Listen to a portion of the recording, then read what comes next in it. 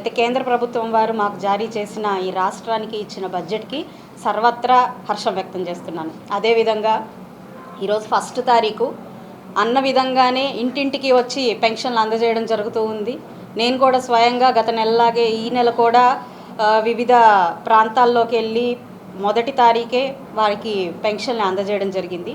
ఎన్నో గత ప్రభుత్వంలో అక్రమ పెన్షన్ని వారు చేసి లబ్ధిదారులు అసలైన లబ్ధిదారుల్ని పక్కకు తోసేసి వారికి అర్హత లేని వాళ్ళందరినీ కూడా జత చేసి దొంగ పెన్షన్లు ఇవ్వడం జరిగింది. అవి కూడా మేము ఇప్పటికే గుర్తించాము, వాటిని కూడా లిస్ట్ అవుట్ చేసుకుంటున్నాము. అది అలా పొందుపరిచిన వారిని అలాగే దానికి సహకరించిన ఆఫీసర్లందరినీ కూడా దృష్టిలో పెట్టుకొని వారికి మేము తగిన చర్యలు తీసుకునే ప్రయత్నం చేస్తూ ఉన్నాము. వచ్చే నెల నుంచి సరైన విధి విధానాలతో ఈ పెన్షన్ కార్యక్రమాలు కూడా జరుగుతాయని చెప్పి మీడియా పూర్వకంగా తెలియపరుస్తున్నాను.